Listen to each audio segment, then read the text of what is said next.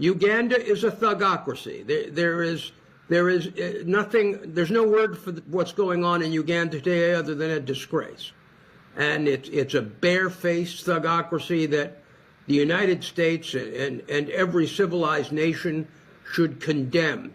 And Bobi Wine's safety, after having won that election, should be paramount in the minds of foreigners, especially foreign donors or those countries that work with Uganda. In Uganda, the government said the internet shutdown was necessary to prevent misinformation and people using it to abuse and undermine the territorial integrity of Uganda and to protect life and property.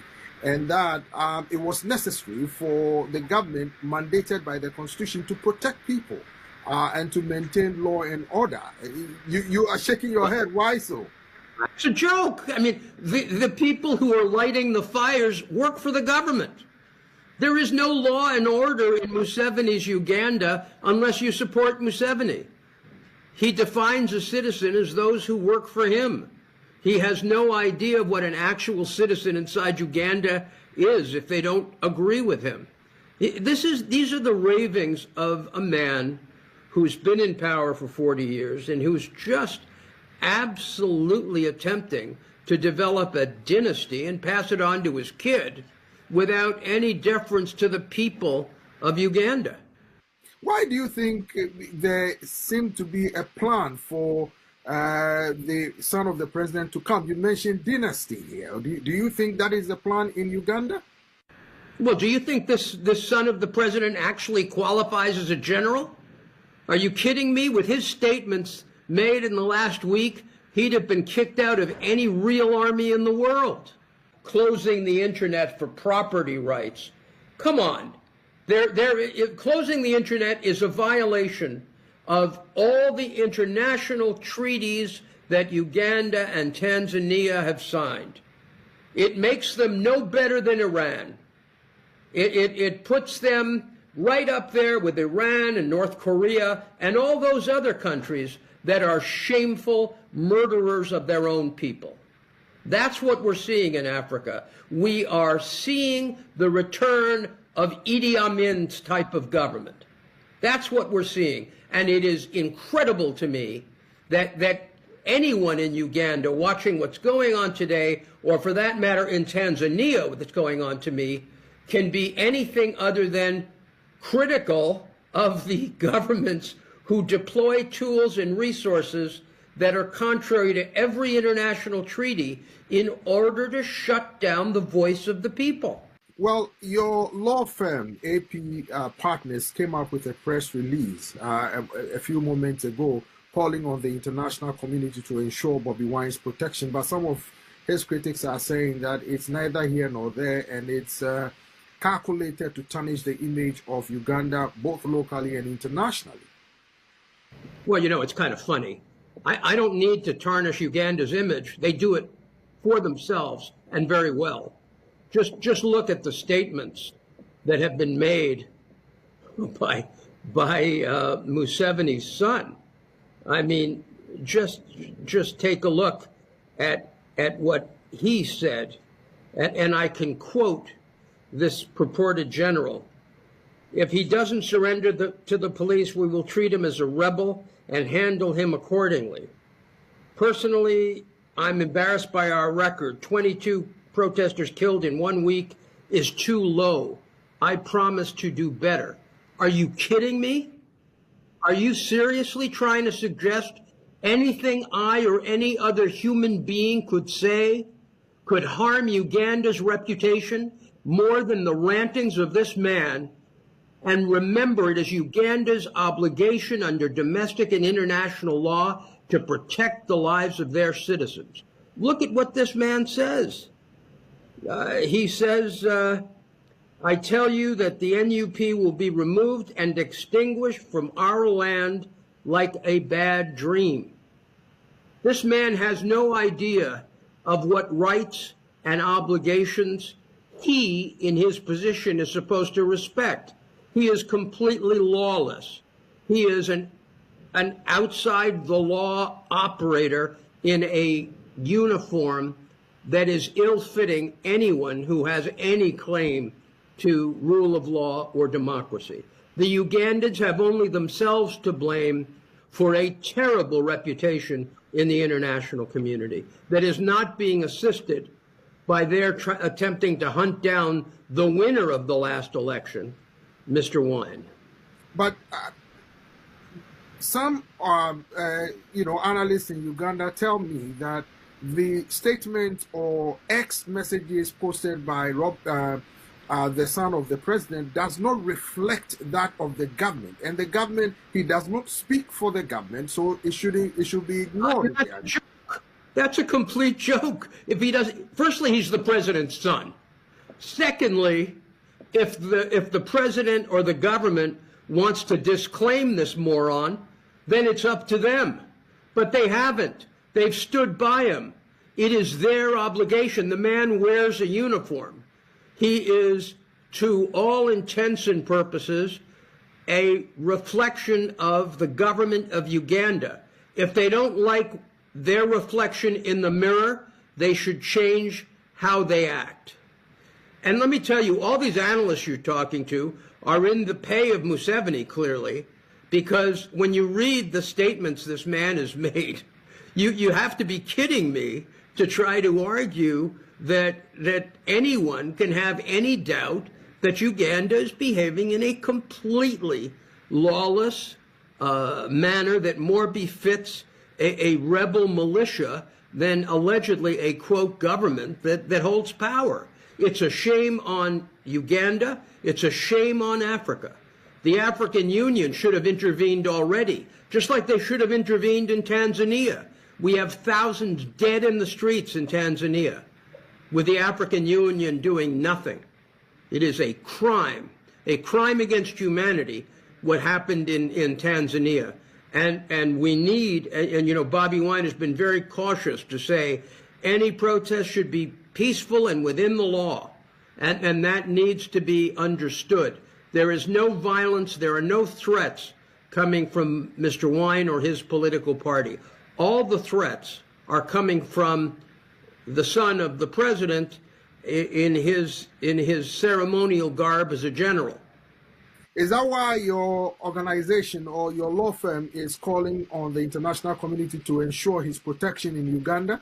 Of course, because we have no assurance within Uganda of any part of the country that operates as part of Museveni's operation of taking real responsibility for their behavior.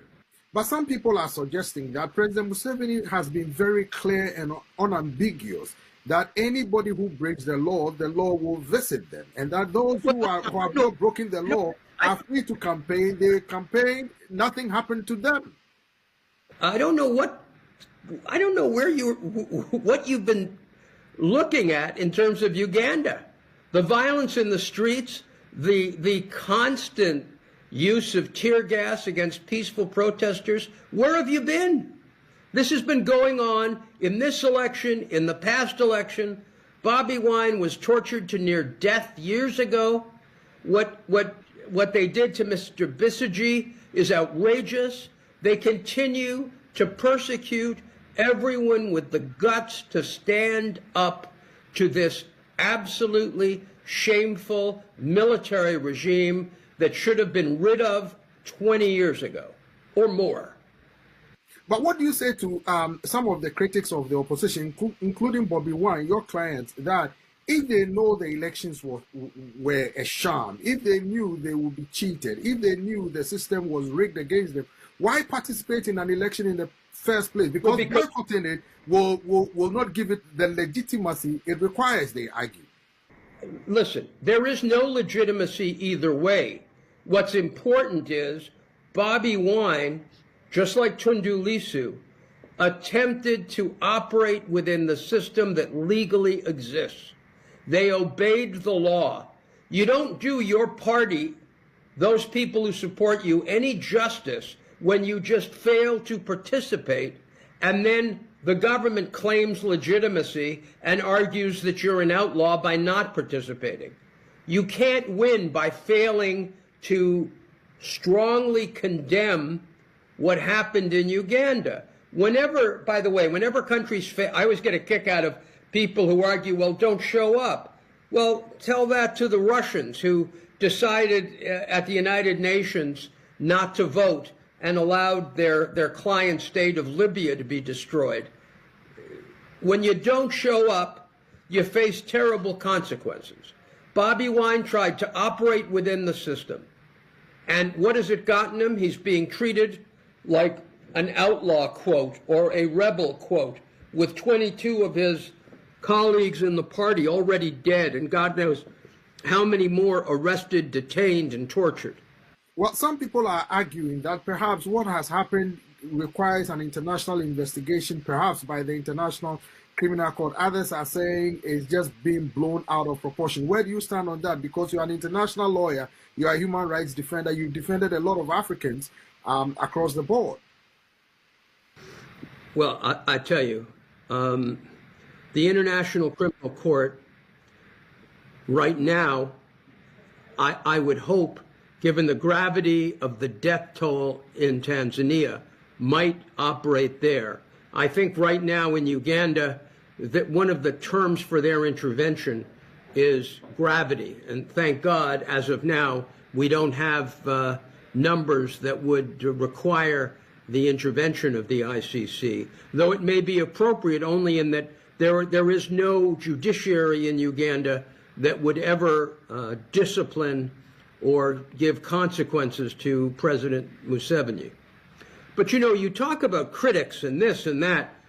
Very few people publicly lend their names to supporting Museveni when it comes to supporting statements like that of the general that he's only killed 22 and he's sad about it. I mean, these are indefensible comments. And they, you know, I have been in Africa since I was a boy. My first trip in Africa was 50 years ago in Nigeria. And we all expected so much more for the development of the continent. And what we've seen in East Africa is a terrible tragedy. When you look to the great lions of the period that saw independence, you see these great heroes, and then you look at what we're dealing with now in East Africa. It's just a terrible, terrible shame. Now, in Tanzania, the internet was shut down for days. In Uganda, it was the same. But some people are saying the circumstances are different because in Uganda, the government said the response to violence unleashed by the youths or the Gen Zs to go after people's property was such that they had to respond. And the president said the response of the security agencies or the pushback by the security agencies was proportionate to the violence unleashed by the youths. It's a joke. I mean, have you watched the violence unleashed by the thugs of Museveni at every campaign stop of Bobi Wine? It's been incredible to watch. And fortunately, there are movies, there are videos of all of the government's misconduct. We have it all on film.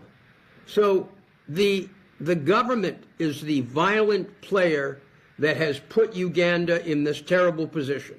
And I hope they come to their senses, provide Bobi safe passage back to be with his family, remove the army that has padlocked his home and with his wife inside the house, and allow normalcy to return so that Mr. Wine and his party can rebuild and properly contest this bogus election.